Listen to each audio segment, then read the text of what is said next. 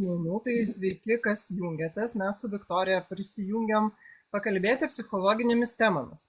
Ir jeigu jūs turite kažkokių klausimų, kurie jums ant kelia įtampą, ar kažkas tai neaišku apie santykius, arba savivertę, bet ką, žodžiu, kas jums kelia įtampą, tai jūs galite užduoti tos klausimus.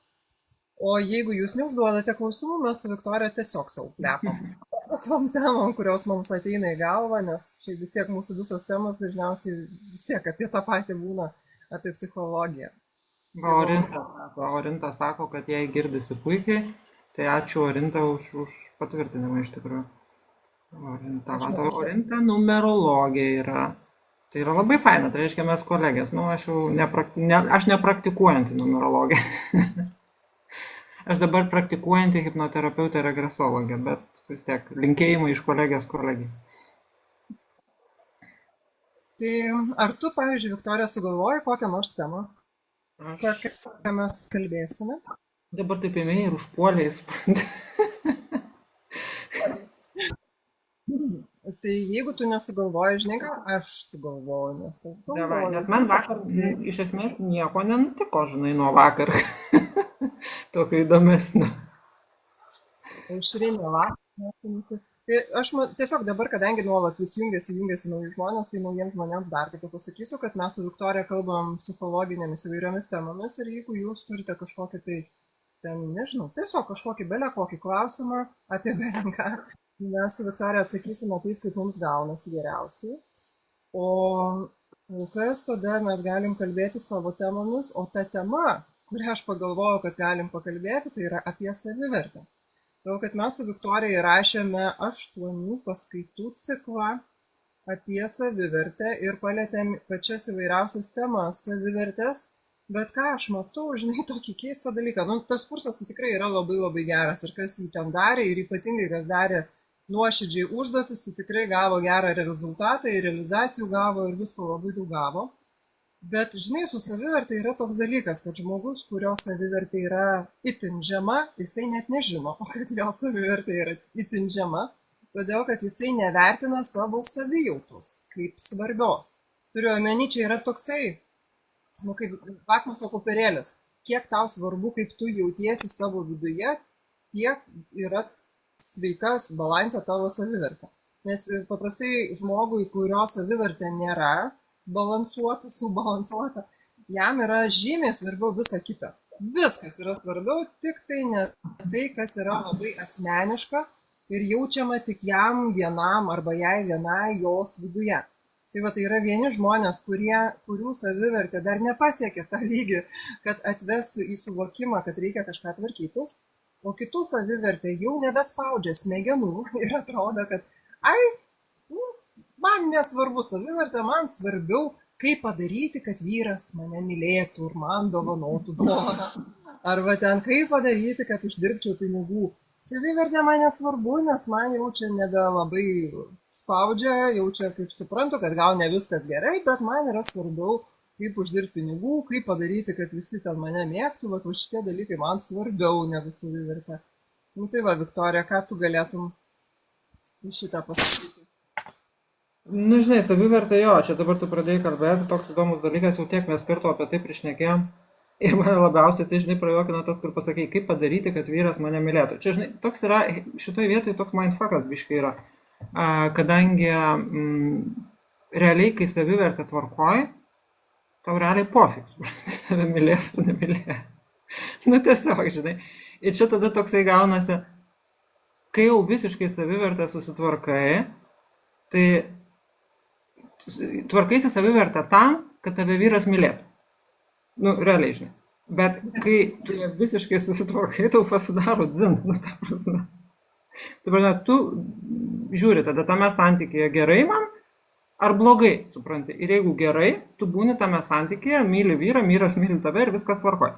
O jeigu vyras tavęs nemyli tame santykyje, nu, tai tu tiesiog išeini iš to santykio. Ir tau padaryti, žinai, tą tokį, kaip čia priversti, kad mane kažkas mylėtų, jisai netenka prasmės. Jisai netenka prasmės. Jo, va čia komentuoja kažkas, kad jeigu negerbi savęs, nelauk pagarbos tau iš kitų. Tai va faktas, nu jeigu tu nemyli savęs, o nori priversti kažką kitą tave mylėti, tai yra, nu, tu žinai, tai yra absoliučiai, nes mus kiti myli lygiai tiek, kiek mes patys save mylim, mus gerbia tiek, kiek mes patys save gerbiam ir taip toliau, žinai. Ir tada ta savivertė šitoje vietoje jinai tokia gaunasi, žinai, tai ką man padaryti, kad vyras mane mylėtų, žinai. Tvarkykis savivertę. Marius, atsiprašau, ne kažkas, o Marius, taip atsiprašau, Marius. Labai gražus vardas. Mano asmeninis treneris Marius, labai gražus vyras, tarp kitko. Tai va, tai, nu, čia taip pamaščiau dabar, žinai, gal biškai iš kitos pusės. Vardo tai negalėsi perskaityti, nes tai savivertė prasideda nuo šeimos. Jei tave nuo mažens laiko nieko, taip esi gyvenime, tave gali ir vyras. Nežinau, žodžiu, kaip vardas toks bet vienas A2GB. Žinote, savivertė prasideda nuo šeimos, jei tave nuo mažens laiko. Prasideda nuo normalaus vardo užrašymo. Pradėkim nuo to. Jo, iš dalies taip, aš galiu sutikti, kad taip, suvokimas apie savo vertę prasideda nuo šeimos, kurioje augai. Bet tada klausimas yra toks, ar tu jau suaugai ir ar jau esi suaugęs žmogus, kuris prisiema atsakomybę už savo savijautą, savo gyvenimą, ar dar vis esi mažas vaikas ir lauki, kol tave tėvai pamaitins, aprengs, užpakaliuką nušuostis. Ir jeigu tėvai užpakaliuko nenušuosto, nu tai ir vaikštai apšiktų užpakalių, nes tėvai nenušuosto. Jeigu esi suaugęs žmogus, tai tada supranti, aha, man tėvai to nedavė suvokimo, kurio man labai reikia mano kokybiškam gyvenimui. Ir tada eini mokysi. Nes, pavyzdžiui, nei vieno iš mūsų tėvai, turbūt gal yra tokių tėvų, kurie išmokė, bet, pavyzdžiui, anglų kalbos manęs mama neišmokė, nes mano mama nemoka anglų kalbos, aš pati išmokau. Mano mama nevairuoja, nu tėtis miręs, man buvo 9 metų, tai aš dėl to, kad čia neminime. Bet šiaip, ta prasme, manęs tėvai neišmokė nei vairuoti, nes abu nemokėjo, nei anglų kalbos, nes abu nemokėjo. Ta prasme, manęs tėvai daug ko neišmokė, ką aš puslapis internetiniais kurti. Irgi manęs tėvai neišmokė, nes mano tėvų jaunystės laikais nebuvo tokio dalyko kaip internetas. Tai arba mes prisiemam atsakomybę už savo gyvenimą ir patys išmokstame to, ko mums trūksta, arba va, tėvai, draugai, vyras, draugai, ten dar kažkas, tai man kažko tai neduoda. Tikra tiesa. Tikra tiesa. Tai žinai, aš galvoju, yra truputėlį toks brandos etapai savotiški. Yra tas etapas, kada tu suvoki, kad jo, daug dalykų mano gyvenime šiandieną lemia tai, ką aš atsinešiau iš savo kilmės šeimos. Sakykim taip, tai yra vienas toks laiptelis. Tai yra, pirmas, ir tai yra svarbu suvokti, kad mes negimėm, suprantu, su bloga saviverta, negimėm su nerimu, negimėm, žinai, sakant, mes neatėjom. Ir kad mes tuos visus dalykus taip susirinkom ten kažkur tai. Tai, bet čia yra vienas, žinai, etapas, bet jeigu tu tą etapą praeini ir sustoji, va šitoj, žinai, vietoj sustoji, tai tada tu visą laiką ir murdysies tame, kad kažkas kitas kaltas ir atsakingas už tai, šitą vietą reikia tiesiog praeiti, čia toks užsikimšimas būna šitoje vietoje, kad opa, ne aš kaltas, taip, ne tu kaltas ir ne tu atsakingas, bet tu atsakingas praeiti šitą etapą ir ką tu toliau su to darysi. Ar tu tame liksi murdytis visą laiką, kad va, ten kažkas tai buvo atsakingi ir čia, va, kadangi man šeimoje, žinai, nepadarė normalios savivertas, tai dabar viskas, žinai, aš ten tame ir murdytas. Ne, čia yra praeinamasis etapas, šitas suvokiai labai gerai, sveikinu, pamoka išmokta, eini toliau. O ėjimas toliau yra prisimti atsakomybę, kad kaip aš pasakė, viskas aš esu suaugęs dabar. Ir dabar mano atsakomybė, ką aš dabar darysiu su savo gyvenimu. Tai čia tolimesnis augimas yra. Nesustokit tame, nes tada gaunasi, kad aš nebuvau atsakingas už tai, kas buvo iki šiol ir aš nesu atsakingas už tai, kas toliau. Ne, tu nesi atsakingas už tai, kas buvo vaikystė, bet tu atsakingas, ką darysi toliau. Tai dar vieną dalyką aš jums pasakyti, surprise. Visi parsineša blokų iš vaikystės, nesvarbu. Ar tave ten mušė, tėvas gėrė, kažkas ten žemino, ar tavęs nei mušė, nei gėrė, nei žemino, labai mylėjo, tu vis tiek iš ten atsineši blokų. Kažkas kažkur ne ten pažiūrėjo, kažkas, visi vienokių ar kitokių blokų mes atsinešam. Visi, absoliučiai. Ir aš galvoju, tai yra mūsų evoliucijai absoliučiai privalomas dalykas, todėl kad kai mes juos sutvarkom, per juos praeinam, mes išmokstam daugybę dalykų, mes išmokstam pakantumo, priėmimo, atleidimo, ėjimo į priekį, nežiūrint atgal ir taip toliau, jie mums tam yra skirti, kad mes evoliuciškai tobulėtume. Ir jie mums atlaisvina labai labai daug gerų dalykų, kai mes juos pradirbam. Bet jeigu mes juos žiūrėsim, nu, kaip į kažką tai, kad, nu viskas, čia yra kertinis akmuo, man uždėtas vaikystėje ir aš jo negaliu praeiti. Žinau, kad aš pažinojau žmonių, kurie vaikystėje buvo daužomi, mušami, prievartaujami ir dabar labai puikiai gyvena gyvenimą, nes jie praėjo visus tos blogus ir padeda kitiems. Ir pažįstu žmonių, kurie užaugo idealioje šeimoje, turi vieną vienintelį bloką, kad juos ne taip vaikystėje tik tai vieną kartą pažiūrėjo ir ant to yra užstrigę. Taip kad jūsų pasirinkimas. Į kitą temą, man atrodo, kad galbūt tavo ausinės vėl įsijungia, nes labai šnipštimas eina, o tavo balsas labai ir kažkoks toks jausmas, kad tavo pašaliniai garsai girdisi. Nežinau. Vis dar girdisi? Jo, dabar geriau, bet Wi-Fi'us gal, ne Wi-Fi'us, o tas, Bluetooth'as gal. Šniaukštimą ir aš girdžiu. O dabar nustoja. Dabar va, ne. Nieko, tai nežinau kodėl. Nu, nežinau, žinok, ir aš kodėl. Nes aš irgi girdžiu iš... Atrodo, kad kepi kažką, sako man. Bluetooth'as pas save išjungtas? Išjungtas iš vis. Ta prasme, net telefonė išjungiau Bluetooth'ą iš vis. Nu, telefoną šniokščia dėl kažko, bet aš turbūt tada. Bet aš nežinau kodėl. Nežinau, negaliu nieko padaryti. Nežinau, įdomu, nu žodžiu. Na gerai, klausimas yra, keli klausimai, žodžiu, ten tas vardą, kurio negaliu perskaityti, sako taip, kad iš savo kilmės šeimos nieko neturiu, nes augau kitoje aplinkoje, ten reikėjo už save kovoti. Jo, aš pažįstu labai daug žmonių. Pas mane į konsultus, tai susipažinkime, aš esu minčių ir emocijų trenerė, Viktorija yra hipnoterapeutė ir mes konsultuojame žmonės ir padedame tvarkyti žmonėms su įvairiausiom problemom. Tai vat pas mane yra didžioji dalis žmonių, kurie ateina pas mane į konsultacijas, ateina vat, būtent iš tokių šeimų, kur reikėjo kovoti, kur buvo nesvarbus, kur buvo žeminami, kur buvo menkinami, kur, daug tokių žmonių. Bet ką jie daro? Jie eina ir tvarkosi, jie metais tvarkosi ir jų gyvenimas vis gerėja ir gerėja. Ir labai aš pritariu Viktorijai, kuri pasakė, kad, nesvarbu, kokia tavo šeima buvo ir nesvarbu, kokia tavo vaikystė buvo. Visi vieną mes pasiemam įvairių dalykų iš savo vaikystės. Tai pavyzdžiui, mano tėtis man iš darželio pabaigimo progą dovanojo gėles ir apskritai labai daug dėmesio gaudavo, bet jisai mirė, kai man buvo 9 metų. Ir man tai, nors nei girtų tėvų nemačiau, nei nieko nemačiau, bet vis viena įvyko traumos, tragedijos tokios, kurios man padarė labai labai didelį įspūdį ir aš po šiai dienai dar vis tvarkausi. Bet nors taip gal baisiai skamba, ne, kad metai iš metų reikia tvarkytis. Bet faktas, kad metai iš metų tvarkaisi ir metai iš metų tavo gyvenimas vis gerėja ir gerėja ir gerėja ir gerėja. Tai va, o dar kitas klausimas, ar dar kažką pasakyti norėsi? Ne, tai čia labai gražiai viską pasakyti. Tai duok kitą klausimą. Karina sako taip, Asta ne į temą, tačiau ką daryti, jeigu neina susimti, padaryti reikiamus darbus, tiesiog neina.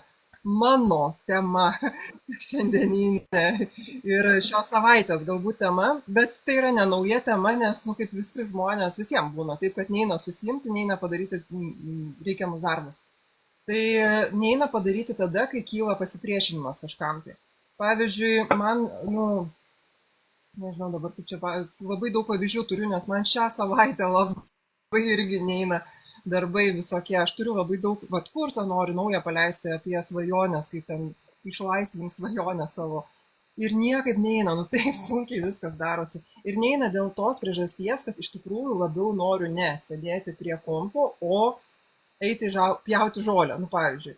Ir tada tiesiog, kiekvieną kartą, kai tau kažkas tai neina, vietoj to, kad verstum save, nes nieko gero iš to nesigaus, tu tada vietoj, ta prasme vis tiek, ne vienas žmogus nedaro to, ko nenori. Čia tiesiog galit ginčyti su manim, kiek tik norite, bet jeigu jūs nesiginčytumėt, o pažiūrėtumėt tiesai į akis, jūs pamatytumėt, kad realiai kiekvienas žmogus daro tik tai, ką nori ir niekada nedaro to, ko nenori.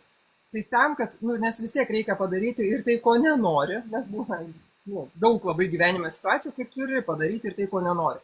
Bet tada turi pasižiūrėti, va čia nenoriu, o, nu, kaip čia, jo, čia nenoriu, ne? Ir vietoj to, kad baksnuoti savo, daužyti galvą į sieną, pasižiūrėti, o kogi aš noriu. Nes visą laiką, vat, nu, šitie noriu ir nenoriu, visą laiką jie kartu yra. Tai va, pirmas dalykas, kaip savo palengvinti gyvenimą, tai yra pirmas žingsnis, tai pasižiūrėti, kam aš priešinuosi, ko aš nenoriu. Ir tada vietoj to, kad save bukai grubiai versti, paklausti savęs, nu gerai, nenoriu, gerai, nenoriu. O tai kągi vis dėlto aš galėčiau padaryti? Ale gal pavyzdį kažkokį pasakysiu su namų tvarkymu, pavyzdžiui. Namai apkuisti ir reikia tvarkytis, bet nenori. Ir niekaip savęs negali priversti sutvarkyti tų namų. Dienos eina, savaitės eina ir tu vis nieko nedarai, nes tu nori iš karto globaliai didelį, ten maždaug ten kapitalinę tvarką daryti, ten nu, labai daug visko daryti ir tiek daug daryti nenori. Tai tada, vat, vėl, čia va tas, ką aš aiškinau, ne? Iš pradžių paklausiu savęs, ko nenoriu. Tai nenoriu daug pavargti, nenoriu visą dieną tam skirti. Ir tada klausiu, nu gerai, o ką aš galėčiau vis dėlto padaryti, ką aš norėčiau padaryti.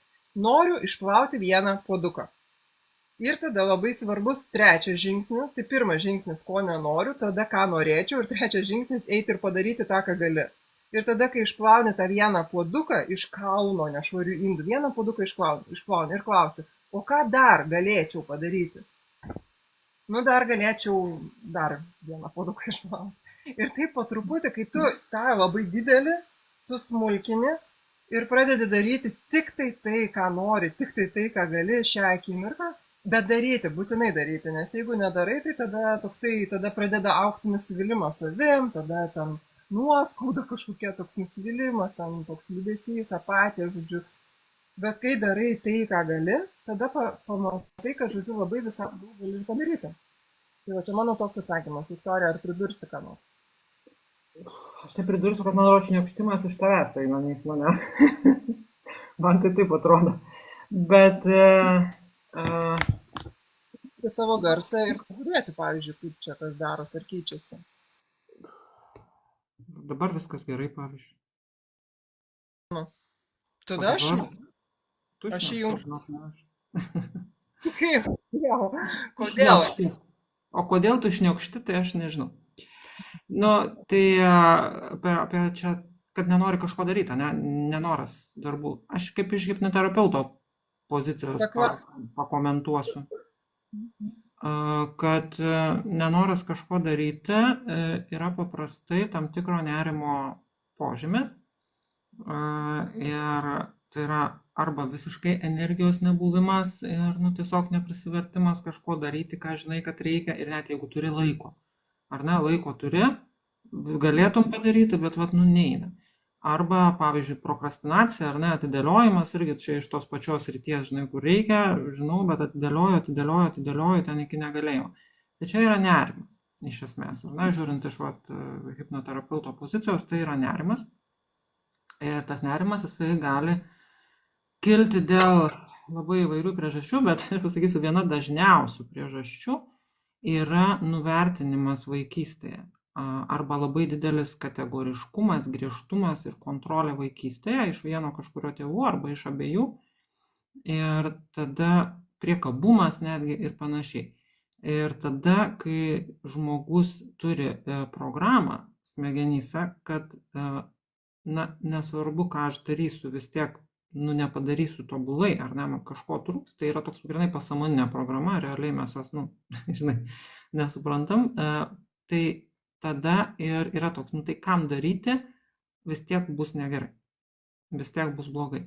Ir čia vat yra, aš nesakau, kad čia tas atvejis, bet tiesiog paėmiau tą statistiškai dažniausią atvejį, kad va šitas nu, neprisivertimas kažko daryti arba prokrastinacija paprastai kyla vat iš to nerimo, kad nepadarysiu tobulai, o šitas nerimas ateina tada, kai šeimoje tiesiog buvo kategoriškumas, griežtumas, kontrolė, priekabumas, reikalavimas perfekcionizmo kažkokio ir panašiai. Tai mano toks būtų.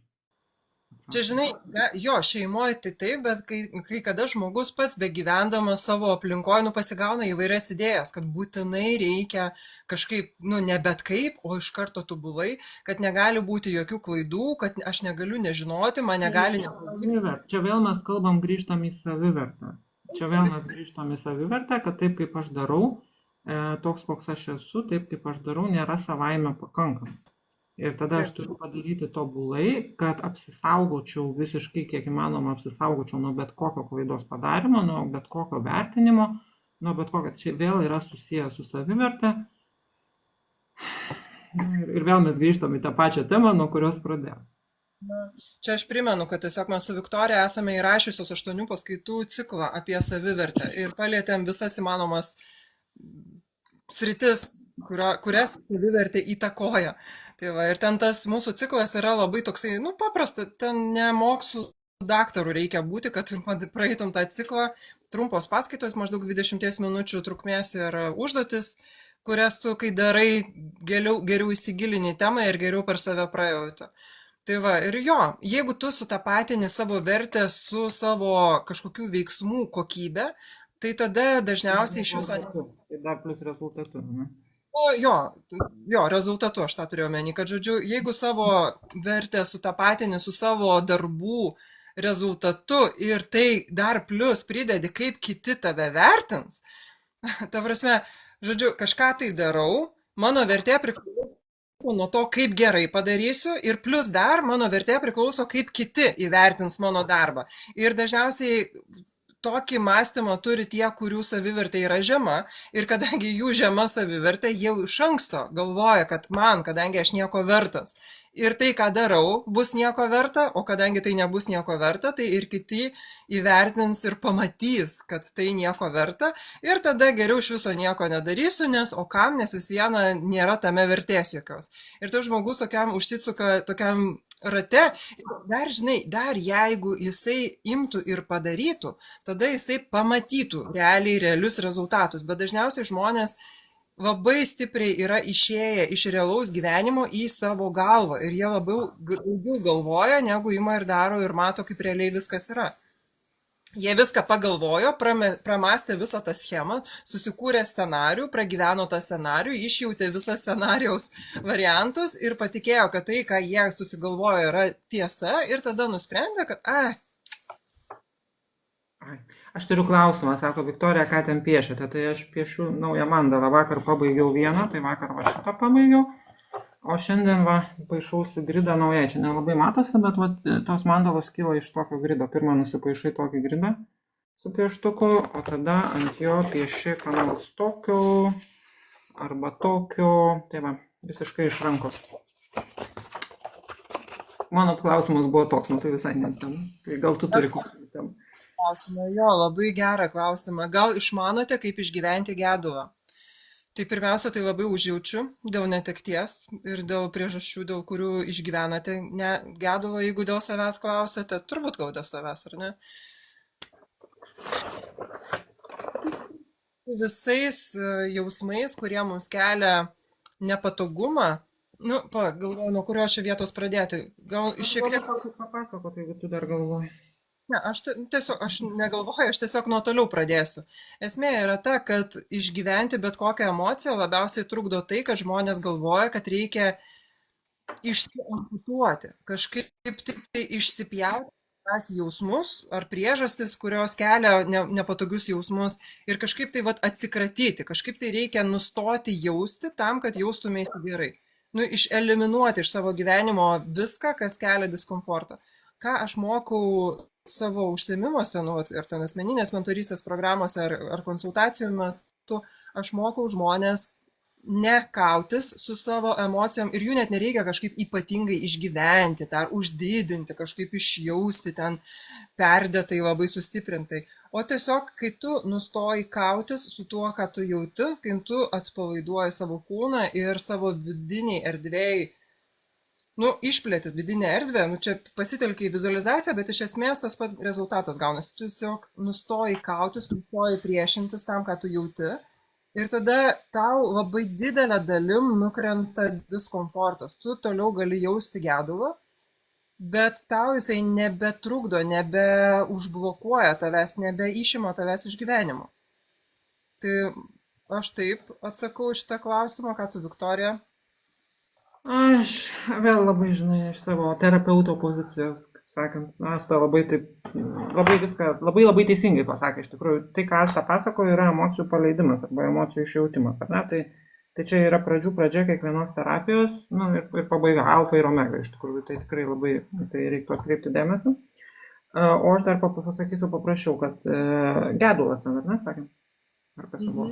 Gedulas. Gedulas kas yra skausmas iš esmės, ar ne? Sielvartas. Ir pirmiausia, tai taip, mirus artimam žmogui yra normalu nuo metų iki 2 skausmas, gedulas ir sielvartas. Tai yra nuo metų iki 2. Jeigu jau tai tęsiasi daugiau kaip 2 metus, vadinasi, reikia būtinai ieškoti pagalbos. Būtinai. Nu, čia skirtingai žmonėm, vieniem metai, kitiem 1,5, nors tai dar sakyčiau 1,5, jau paskui reikėtų pradėti ieškoti pagalbos. Dabar kiekvienas tas skausmas ir tas gedulas turi savo stadijas.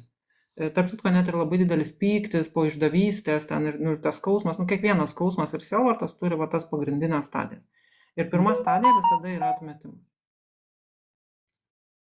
Ar ne? Tai pirmiausia visada kyla atmetimas. Kas yra atmetimas, tai nenorėjimas patikėti. Kaip taip gali įvykti? Ir tai yra normalu. Ir šitame kartais žmonės prabūna, va čia būna užstringa labai ilgai. Ir tada sako, kas čia yra, aš negaliu verkti. Ta prasme, man mirė artimas žmogus, ar su manim viskas normalu, aš negaliu verkti. Negaliu, neina per mane, žinai, tas skausmo emocija. Tai yra normalu, vėlgi, tam tikrą laiką. Gali netgi mėnesį 2 prabūti. Vėlgi, jeigu tame užstrigot, ieškot pagalbos, kas padės tas emocijas paleisti, vat kaip Asta pasako. Tai pirmiausia yra atmetimas. Antra emocija, nepatikėsit, ką aš jums pasakysiu, kas yra antra emocija. Antra emocija yra pyktis. Ir tai atrodo normalu, kai jeigu tave išdavė, pavyzdžiui, paliko ar taip toliau, kad ta antra emocija yra pyktis. Bet kai žmogus miršta, žinokit, irgi ateina pyktis. Ant ko? Ant visų. Ant to žmogaus, kuris mirė, kodėl jis mirė ir mane paliko. Ant Dievo, ant visatos, ant gydytojų, ant savęs. Trumpiau ar ilgiau eina pykčio stadija. Vėlgi, būna, kad žmonės ten tame ir užstringa. Bet šita stadija, jinai irgi turi ateiti ir turi praeiti. Trečia stadija yra liūdesys. Kada mes jau kaip ir paleidom tą atmetimą, jau priėmėm, ne, jau prapykom ir dabar viskas. Reikia kažkaip pradėti susitaikyti. Liūdesys kaip emocija mums apskritai skirta tam, kad mes integruotume tai, kas įvyko. Tai yra emocija, kuri reikalinga susitaikyti su tuo, kas nutiko. Ar ne? Ir vat liūdesys yra ta stadija, tai yra trečia stadija gedulo, arba sielvarto, arba skausmo, kurią mes turim išgyventi. Tai yra tiek, kiek reikia išverkti, tiek, kiek reikia išliūdėti ir taip toliau. Vėlgi, būna žmonių, kurie užstringa šitoje stadijoje ir tada sako, skausmas šventas dalykas ir 20 metų ten sielvartavo. Ne. Jeigu užstrigot, reikia ieškoti pagalbos. Nei ten jisai šventas, nei ten ką. Tai yra taip, normali emocija, natūrali, jinai būtina, jinai padeda mums susitaikyti su tuo, kas įvyko, bet jinai nėra ten kažkas, tai ką jūs turėtumėte visą gyvenimą nešioti.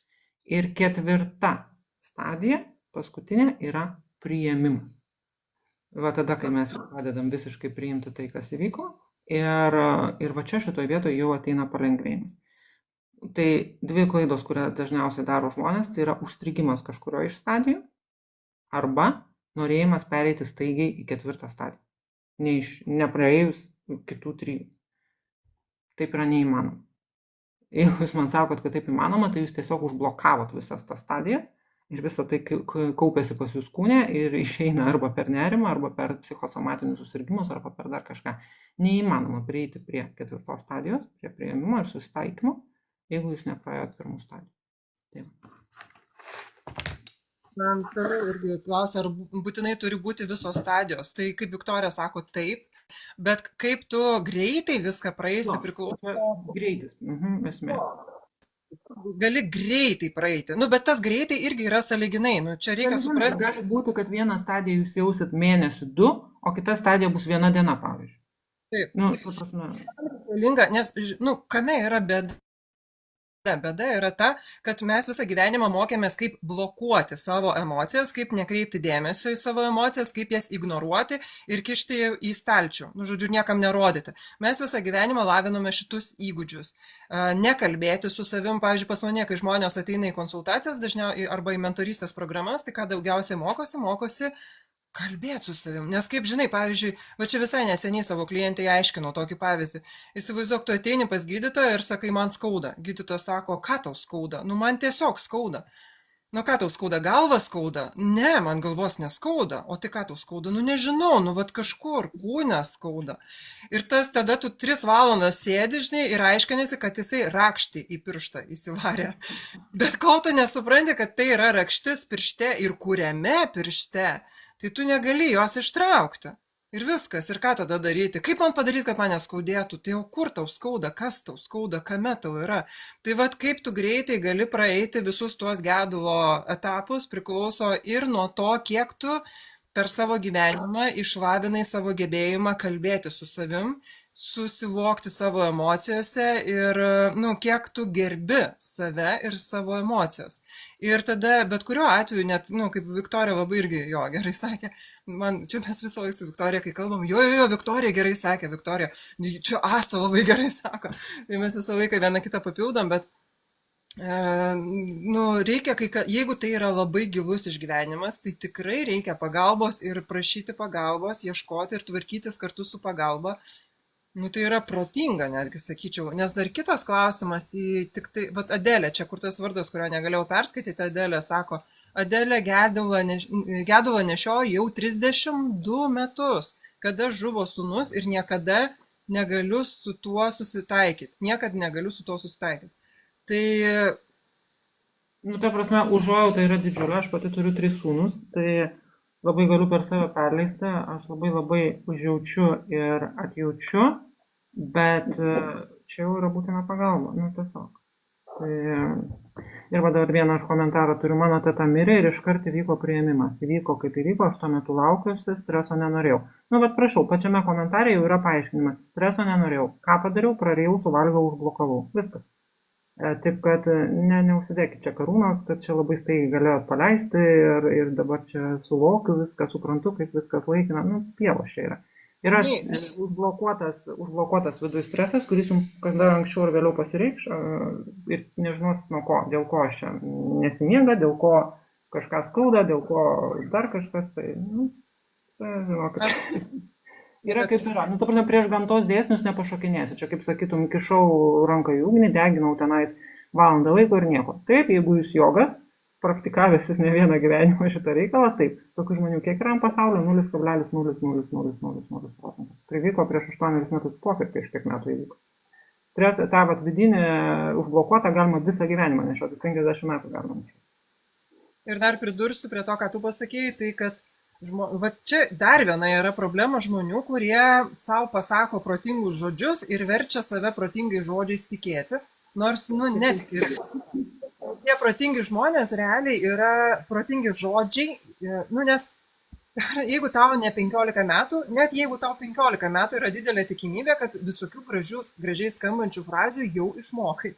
O jeigu tau net 15 metų, greičiausiai protingai skambančių frazių moki labai daug ir tu labai gali gerai pasakyti visiems žmonėms labai protingų dalykų.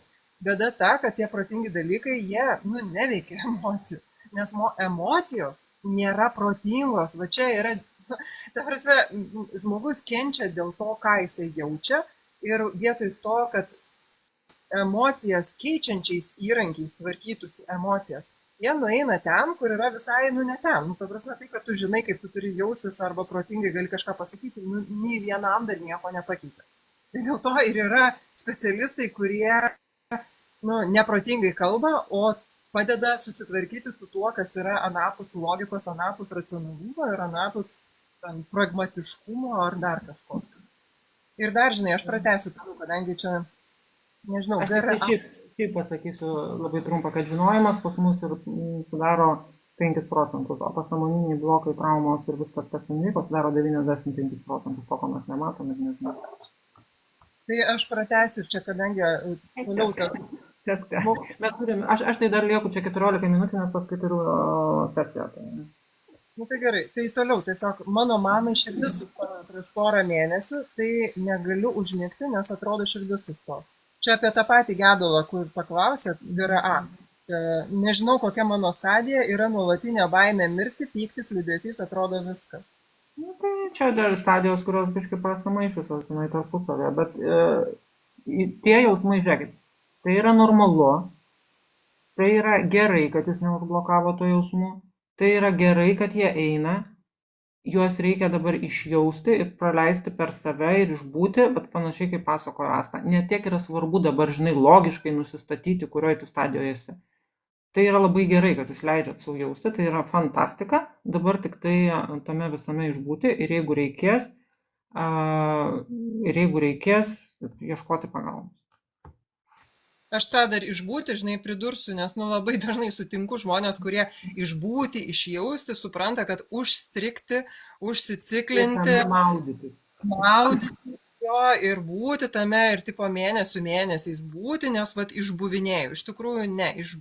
Tas išbūti yra, vat būtent kaip aš tą pratimą sakiau, nu, aš jo kaip mokau, nu, asmeninių konsultacijų metu, nu, ta prasme, aš tikiuosi, jūs suprantate, kas klausotės mūsų, tai kad live ir atsakinėjant į žinutes, komentarus, ne, duoti pilnavertę konsultaciją, ta prasme, ir, nu, terapiją, ne, padaryti transformacijas darant live, tai yra tiesiog, nu, neįmanoma. Tai dėl to, kad jeigu jūs klausote ir jūs jaučiate, kad jums kažkas vat rezonuoja, tai jūs geriau ateikit pas mane, pas Viktoriją, nu, žodžiu, ar pas kitą kažkokį specialistą, kuris jums skamba. Tai va, bet grįžtam. Bet čia turiu dar klausimą, jeigu ką tai. Kalbėk, bet žinok, kad aš turiu gerą klausimą. Gerai. Tai va, ir tas greičiausias būdas, kuris labai greitai suveikia, bet tam reikia tiesiog tokio irgi dėmesingumo. Tai realiai tiesiog atpalaiduoti kūną. Išjautinėjant tas vat emocijas, tiesiog atpalaiduoti kūną maksimaliai ir atpalaidavus kūną, bet kokia emocija netenka to savo aštrumo. Ir net nebūtina jos tam tiksliai įvardinti. Nu tai va, tai dabar tavo klausimas, Viktorija. Taip, Geismantė klausia, kripto Geismantė. Ką manot apie absoliučią baimę viskam, ta prasme baisu išeiti iš namų ir viskas eina per psichosomatiką? Tai aš tada labai trumpai, ir tada jau paliksiu Astai atsakinėti ilgiau, nes turėsiu atsijungti. Tai, kad eina per psichosomatiką, nuo kito galo pradėsiu, kad eina per psichosomatiką, tai yra normalu. Ir nes visi mūsų jausmai, jie iš esmės atsispindi kūne, normaliai. Ir tai, kad jūs suvokiat, kad pas jūs tai yra psichosomatika ir kad, tai, nu, kad turit šitą suvokimą jau, kad nu, tai, kas vyksta kūne, tos ligos, skausmai ar dar kažkas yra dėl to, kad yra baimės, nerimas, dar kažkas, tai jau yra vau. Tai jau yra, sąmoningas žmogus, ar ne, sakykime, nes ne visi supranta. Labai dažnai būna žmonės gyvena ten kraupiuose jausmuose, šiaip realiai, bet visiškai nesuvokia, kad būtent dėl to ten 20 metų, suprantate, ten kažkokios skausmo neišsigydo. Tai čia yra, tai čia yra savotiškai normalu. Aš suprantu, kad ne faina, bet, sakykime taip, bet tai yra normalu, ar ne? Nes visos baimės, nerimai, pykčiai, nesvarbu, ar jie įsisąmoninti, ar neįsisąmoninti, ar ne? Tai yra, ar užblokuoti, ar neužblokuoti, kitaip tariant, jie vis tiek atsispindi kūne ir jie vis tiek kelia visokius ten įdomius dalykus. Kam psichosomatinius sutrikimus, tai yra skausmus, ligas, kažkokias įtampas, kam nemiga, kam antsvorį ir panašiai. Tai yra, kaip pasakyti, normalu. Tai aišku, kad čia reikia pradėti tvarkytis ne nuo skausmų, o nuo baimės. Dabar ta baimė, kad išeiti iš namų, jinai po karantino ir karantino metu apskritai labai sustiprėjo, todėl kad aš nežinau, koks čia vėlgi atvejs, kaip Asta minėjo, mes negalim konsultacijos padaryti online, tai yra absoliučiai, mes imam tik tai statistiškai dažniausius atvejus, ar ne, paskaitom jūsų žinutę ir imam statistiškai dažniausią atvejį, pasakojam jums, jeigu jums pasiteisina, valio, jeigu ne, tada reikia eiti asmeninę konsultaciją, bet kokiu atveju reikia eiti asmeninę. Tai statistiškai tai, ką jūs pasakojate, dažniausiai būna socialinis nerimas, baimė išeiti iš namų, ne? O socialinis nerimas, jisai yra nerimas. Tai yra nerimas ir jisai yra žiauriai nemalonus dalykas. Tai kai bijai eiti iš namų, tai nereikėtų užsikonservuoti visiškai, o reikėtų po truputėlį stengtis išeiti bent iki parduotuvės, tada iki tolimesnės parduotuvės, tada išdrįsti paklausti kainos ir taip toliau. Bet jeigu jau yra nerimas toks, kad iš namų tikrai, nu viskas, jau tavo pasaulis yra 4 sienos, ar ne? Tai žinokit, nu, pirmas žingsnis tai yra kreiptis į specialistus. Tai yra į psichoterapeutus, į astą, pas mane arba pas bet kokį kitą psichoterapeutą, kuris jums yra arčiausiai dušas. Nes nerimas yra sutvarkomas, jisai net į hipnoterapijoje nerimas nėra sutvarkomas va taip, tai yra pirštų spraktelėjimų mes nerimo nesutvarkysim. Rašo pas mane variantas toks, kad 4 sienos, daugiau nelabai ką matau. Nu, žinokit, nerimas nėra sutvarkomas pirštų spraktelėjimu. Paradoksas, bet kokia nors agresija ir vidinis pyktis sutvarkomi greičiau. Bet nerimas yra sutvarkomas, iš tikrųjų. Bet tam reikia pakankamai gerokai su savim padirbėti. Ir nebus taip, kad ateisite į vieną konsultaciją ir viskas. Prasme, su savim dirbti reikės ilgai ir nuobodžiai, bet padeda. Aš pati esu tas pavyzdys, kuris turėjo generalizuotą nerimo sutrikimą. Man reikėjo 2 metų. 2 metų, bet tas nerimas absoliučiai baigėsi. Tai jeigu jūs pasiruošę dirbti su savim 2 metus, jūs pradirbsit. Jeigu ne, nu tai tada sėdėsit namuose. Klausimas, kiek kainuoja pas jūs konsultacijos. Mano profilio viršui yra mano tinklapio adresas, kaip čia pasakyti, www.victoriaholstein.com, tenais yra visa informacija, o Astos yra jos profilio viršuje, ten irgi viską rasit. Tai aš dabar su jumis atsisveikinu, palieku Astai šitą fainą temą ir aš tikiu, kad Asta dar kažkokiu įžvalgų jums fainų pasakys. Ačiū. Jums jau tie žmonės, kurie žiūrėjo pas tave, jau nebematys mano atsakymo, bet... Deja, tai kas dabar žiūrit pas mane ir norit, tai greitai nueikit Astą Ivaškevičiūtę. Ir tenais, tai šia Geismantė, ar ne, kol aš šitą klausę. Tai nueikit Geismantė dabar, kol aš kalbu, susiraskit Astą Ivaškevičiūtę. Ir... Aš irgi atsijungiu, nes aš irgi turiu dabar jo įspūdį. Mes abi einam dabar mes abi krapštyti nerimo dėja.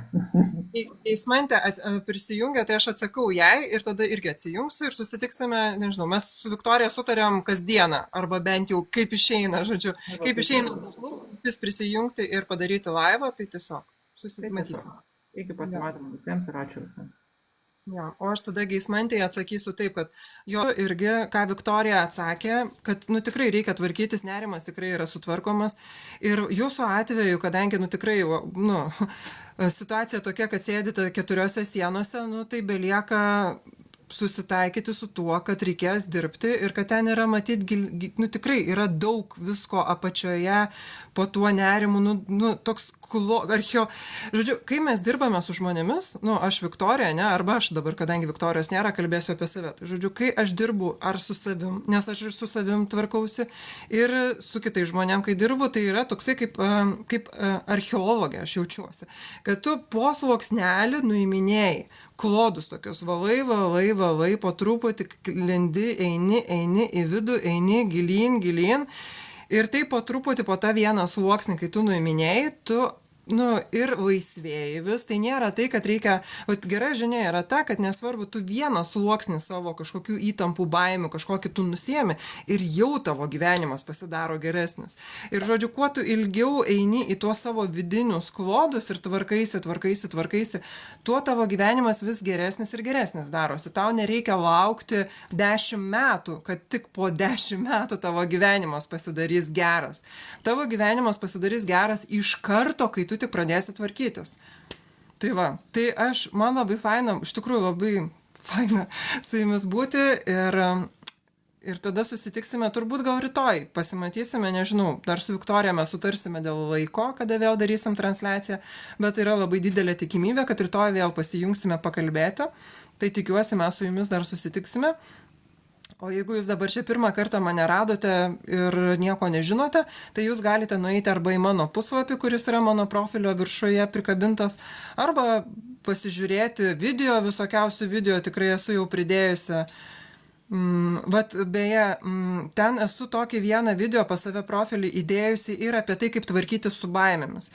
Nes ir kursų aš daug labai esu visko pridariusi, tai jeigu jums rezonuoja tai, ką kalbu, tai tikrai rasite kažką, kas jums pravers. Ir ačiū labai GRA, labai daug čia man rožyčių atsiuntėt.